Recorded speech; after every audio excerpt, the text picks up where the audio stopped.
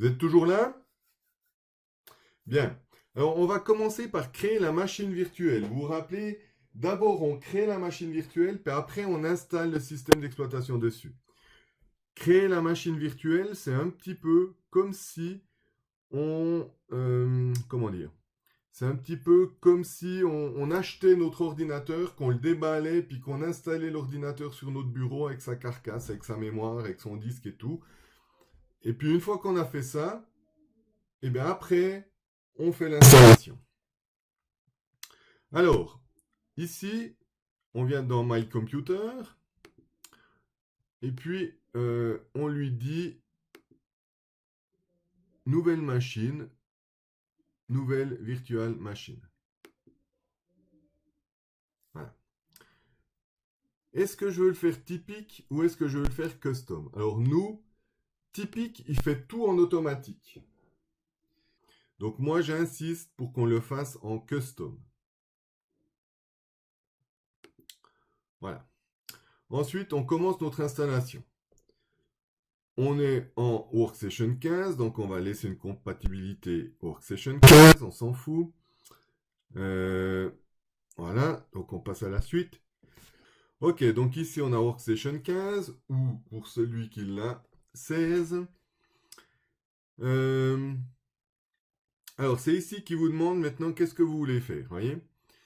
Ici on pourrait dire je veux installer Windows directement depuis un CD. Si vous avez un CD physique, vous pouvez le mettre dans la machine, hop, puis c'est bon. Vous pouvez installer Windows à partir d'un fichier ISO. Donc ça, c'est ce qu'on a nous. C'est ce qui remplace le CD. C'est ces deux fichiers que je vous ai donnés, que je vous ai dit de télécharger. C'est des fichiers ISO, c'est-à-dire que c'est des CD qui ont été transformés en fichiers d'installation. Donc nous, moi je vous le conseille vraiment tout le temps, à partir de maintenant, vous êtes des informaticiens. Donc vous prenez bien le dernier ici en bas. Hein. Je veux installer mon système d'exploitation après, une fois que ma machine virtuelle sera créée. Et là, je passe à la suite. Voilà. Là, ça n'a pas une importance vitale, mais c'est pour préconfigurer votre machine qui vous mette le bon quantité de mémoire, et ainsi de suite. Je vous conseille de mettre Microsoft Windows, de venir ici et puis d'aller chercher le serveur. Alors, la version 15 n'a pas encore 2019, mais on s'en fout, hein, c'est les mêmes paramètres.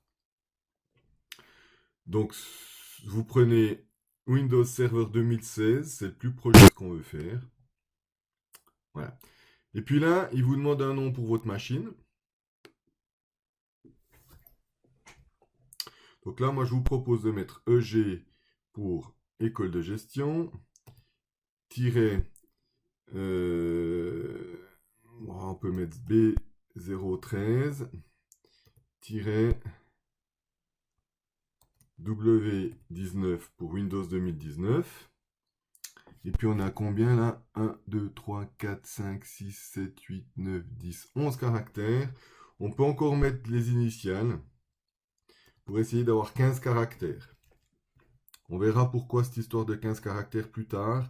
Mais je vous conseille de toujours mettre 15 caractères au moins pour les serveurs et les noms de machines. Et après, il vous demande où est-ce qu'il va stocker votre machine virtuelle. Donc là aussi, moi je vous conseille vivement de faire un répertoire sur votre disque C où vous allez mettre toutes vos machines virtuelles. Et puis pas de le laisser dans ce super machin ici, dans User, Funberg, c'est très loin, c'est difficile à retrouver. Moi j'aime pas les mettre là-dedans. Donc généralement je fais Browse. Voilà, oui.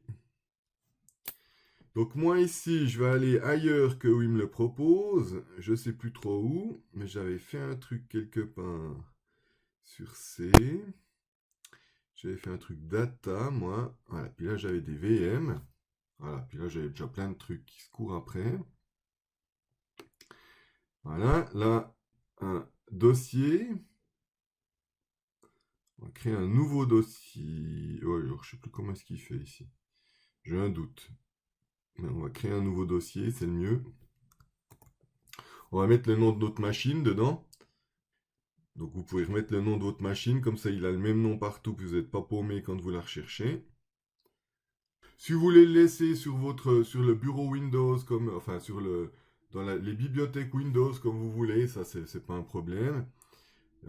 C'est clair que comme le disait votre collègue Xavier, vous pourriez aussi le mettre directement sur un SSD externe connecté à votre ordi.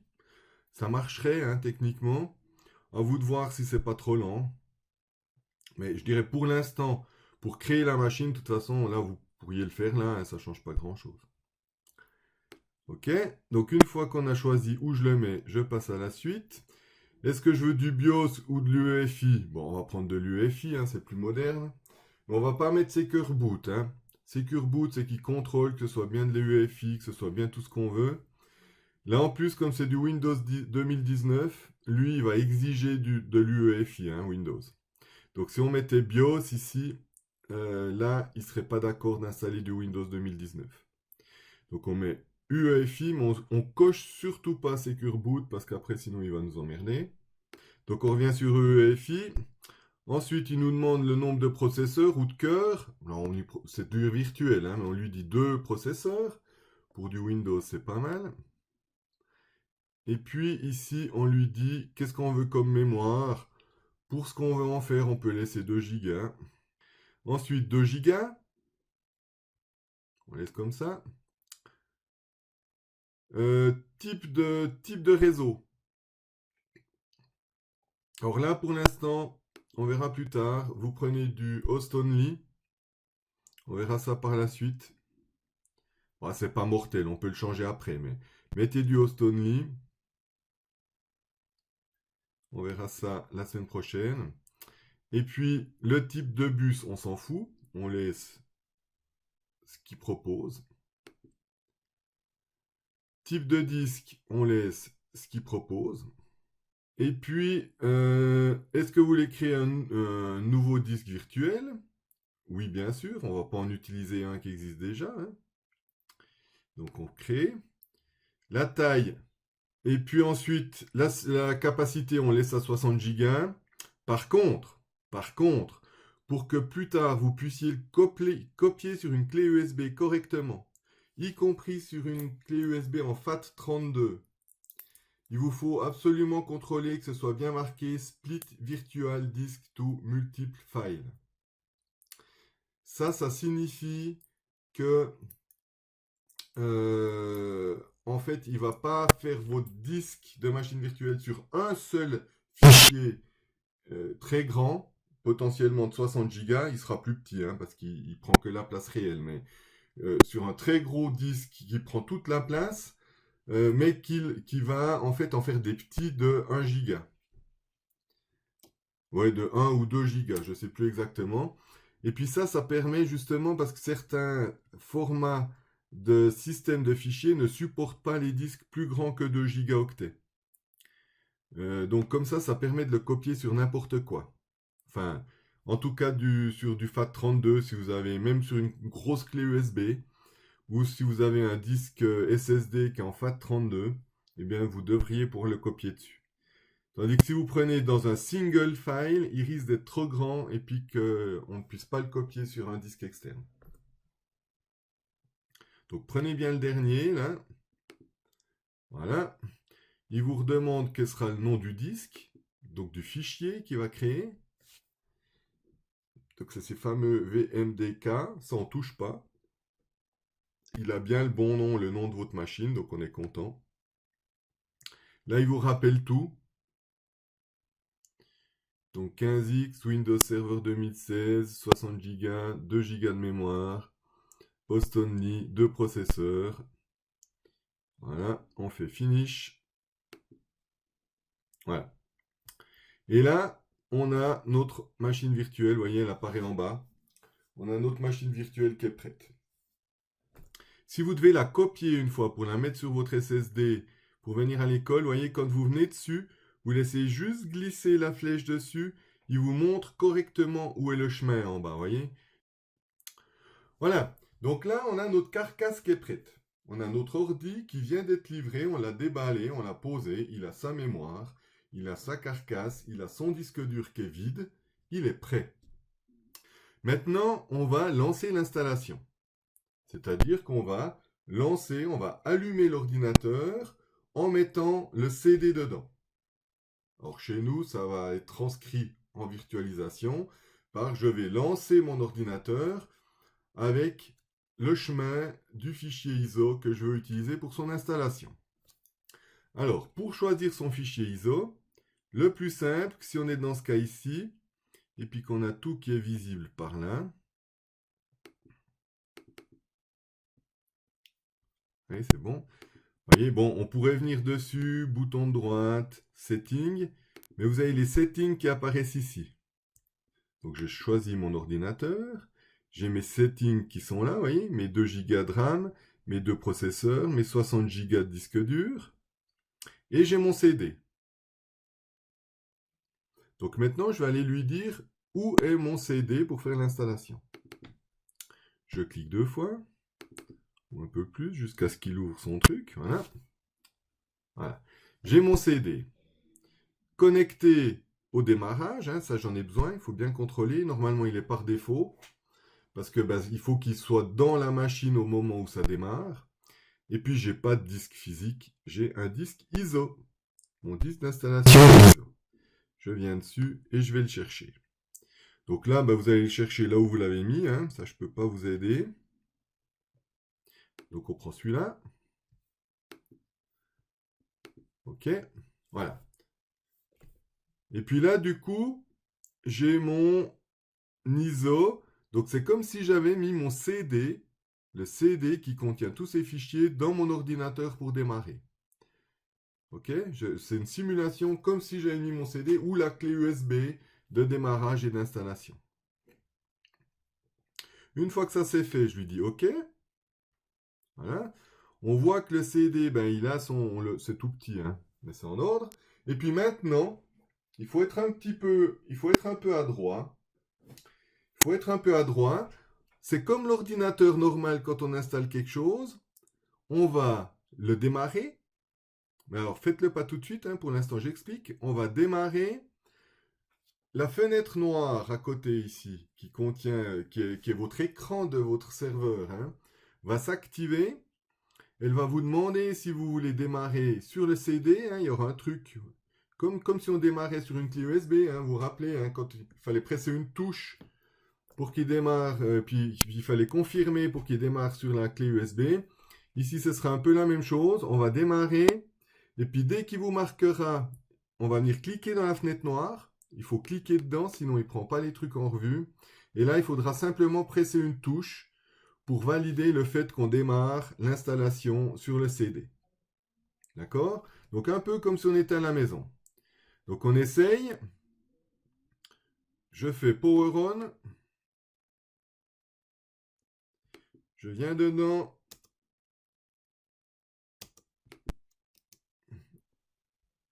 Ah oui, c'est bon, c'est venu, vous voyez. Il a fallu un petit peu de temps. CTRL ALT. CTRL ALT pour sortir de la fenêtre noire. Ouais, il faut le mettre en stretch. Faut pas mettre en full screen, ça c'est de la mettre. Il faut le mettre en stretch automatique. Là. View. Vous prenez ici stretch guest. Voilà. Comme ça c'est déjà un peu mieux. Ok. Alors, comment vous voulez démarrer? Je vais démarrer sur le CD-ROM. Voilà, je pense que c'est ça, hein, j'essaye. Hein, je suis un peu surpris de la réaction du truc là, mais on va essayer. Il faut presser pour... Voilà. Puis après, vous voyez, il a mis presser pour faire Windows 10 sur DVD. Alors, il faut presser une touche. Hein. Et puis là, il démarre. Donc, on va le laisser continuer gentiment. Voilà. Alors, on va faire les premières étapes, puis le reste, je vous laisserai faire vous-même. Donc, c'est une version anglaise. Hein. Voilà, hein, version anglaise. Moi, j'apprécie beaucoup les versions anglaises parce que souvent, elles sont quand même moins buggées que les versions françaises, hein, puisque c'est comme ça, c'est développé en anglais. Donc voilà, hein, c'est la première chose qui est corrigée, première chose qui est en ordre. Langage, c'est de l'anglais, on ne peut pas mettre autre chose. Par contre, le pays, Là, on va changer, on va venir dire qu'on veut la Suisse. Donc, je crois qu'il faut prendre French. On va regarder s'il y a French Suisse. Ouais, French Switzerland.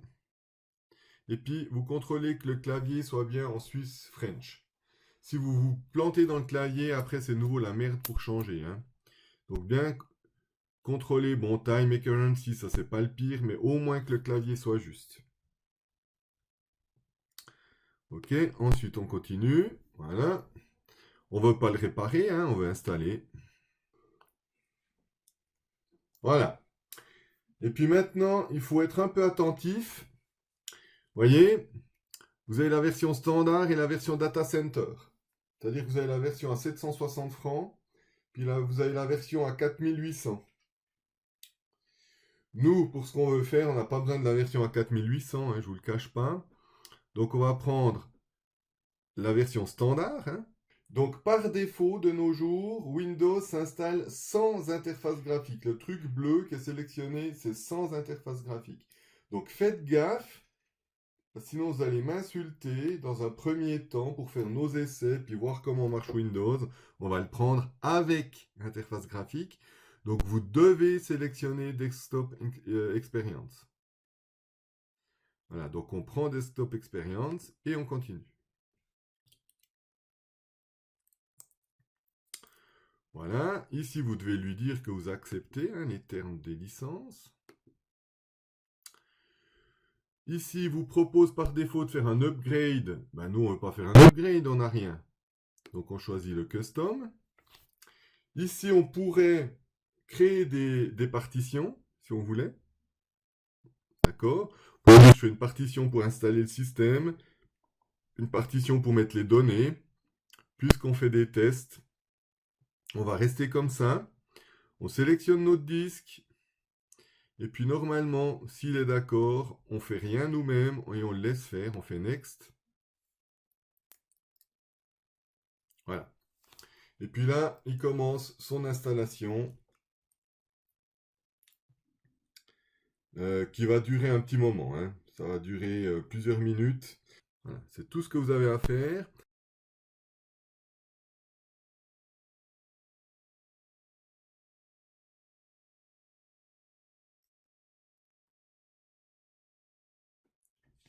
Voilà.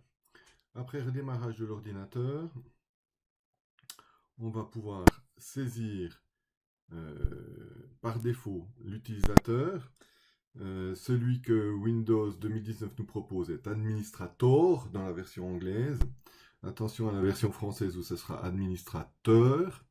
Et ici, on va mettre son mot de passe, ADM local 1 avec un A majuscule, ADM local 1. Voilà, on passe à la suite.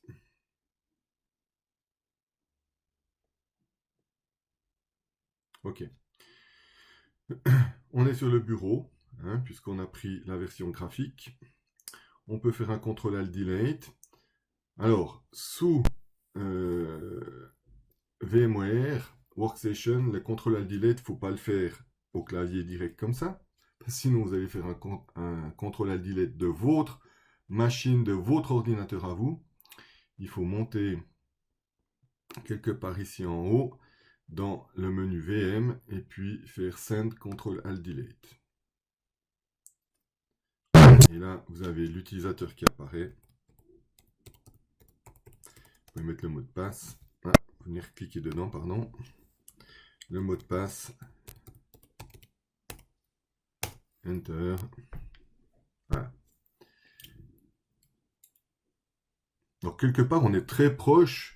Pour l'instant, il n'y a pas de vraie grande différence avec l'installation d'un Windows 2010, si ce n'est peut-être qu'il y a beaucoup moins d'options, et puis que la seule chose qui nous a demandé sont les quelques paramètres qu'on a réglés au début, et le mot de passe de l'administrateur.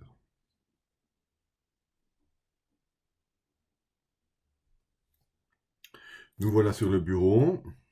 On va le laisser finir de démarrer. Hein. Ça prend un peu plus de temps qu'un ordinateur normal. Un serveur a beaucoup de services, des services supplémentaires. Et puis, les services 2019 et déjà depuis 2016, pour les serveurs 2019 et déjà depuis 2016. Un serveur manager démarre automatiquement. On va virer cette petite fenêtre qui nous permet des éléments supplémentaires, mais pour nous, voilà. Donc, il va le démarrer à chaque fois, hein. On peut le désactiver. Souvent, on le désactive en mode de production, mais chaque fois qu'on se log dedans, il va démarrer ce serveur manager. Pour nous, dans notre situation, on fait des tests et puis on est là pour de la formation, on peut le laisser activer, hein, comme ça quand on se log dedans, hop, le truc démarre direct, on est quitte d'aller le chercher. Ça c'est pas mal. Mais pour l'instant, histoire de finir notre installation, on va venir jeter un petit coup d'œil très simplement sur la configuration de notre ordinateur. Et en particulier, on va lui donner un nom. Donc pour lui donner un nom, on va aller dans le panneau de contrôle. Où est-ce qu'il est? Voilà, contrôle panel.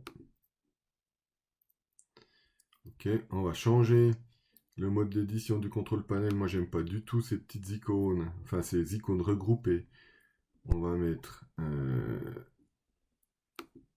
en small icône, comme ça on a tout sous les yeux. On va venir dans le système.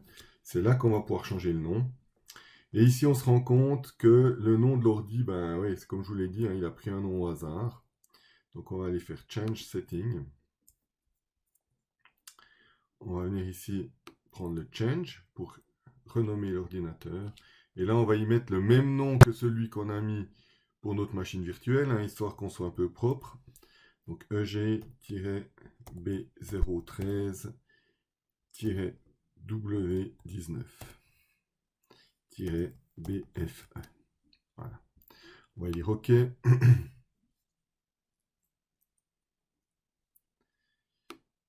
nous dit qu'on doit redémarrer. On lui dit OK. On ferme. Donc pour l'instant, on peut fermer tout cela. On vient d'y changer le nom. On peut lui dire de redémarrer, histoire qu'il reprenne son nouveau nom correctement. Et puis, on peut dire ainsi que l'installation est terminée proprement et sans souci. Merci de votre attention. Et n'oubliez pas le CTRL ALT pour sortir de la petite fenêtre.